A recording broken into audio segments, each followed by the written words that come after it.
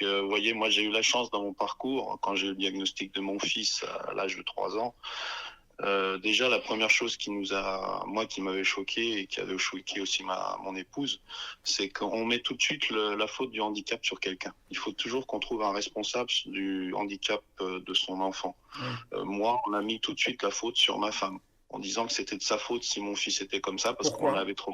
Bah, la réponse, en fait, la réponse était simple. C'est que la neuropsy qui avait fait le bilan de notre fils nous a dit clairement, en fait, c'est de la faute de votre épouse, il est comme ça, elle l'a beaucoup trop materné. Mais quelle réponse débile. C'est, Et c'est- une réponse aujourd'hui où je rends compte oui. Non mais c'est une pédopsie qui vous a répondu ça? Oui, oui, oui, oui. Et puis, je peux vous dire encore qu'aujourd'hui, c'est toujours d'actualité. On donne encore des bilans comme ça à des familles où on dit que c'est la faute de la maman parce qu'on a trop materné l'enfant. Non mais je, je, je suis sidéré d'entendre un truc aussi même pas, idiot, bête n'est même pas le le qualificatif qu'il faut parce que c'est débile de dire une chose Ah, bah, pareille.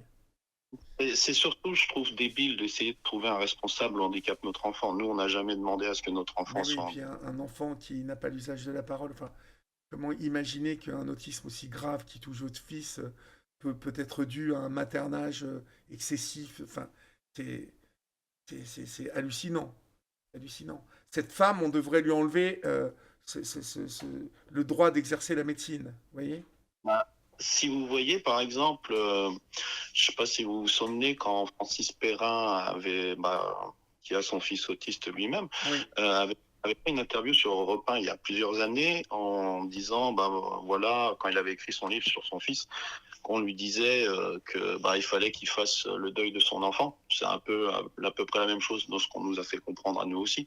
Qu'en gros, mon fils, il est autiste sévère, qu'on n'en fera rien. Et voilà, aujourd'hui, j'ai rencontré dans mon parcours quand même une personne qui est assez extraordinaire, c'est le docteur Jia Saravan. Je ne sais pas si vous le connaissez. non. Non. Donc c'est un des plus grands spécialistes dans les domaines de l'autisme en France, c'est peut-être même un des seuls. J'ai réussi à le rencontrer dans mon parcours, il m'a appris énormément de choses et aujourd'hui mon fils a beaucoup beaucoup progressé. Il commence à parler doucement, mais il fait pas des grandes phrases ou quoi que ce soit. Voilà, c'est des phrases qu'il a appris par cœur, comme nous demander à boire, à manger, tout ça. Oui. Ça, maintenant, il arrive à le verbaliser.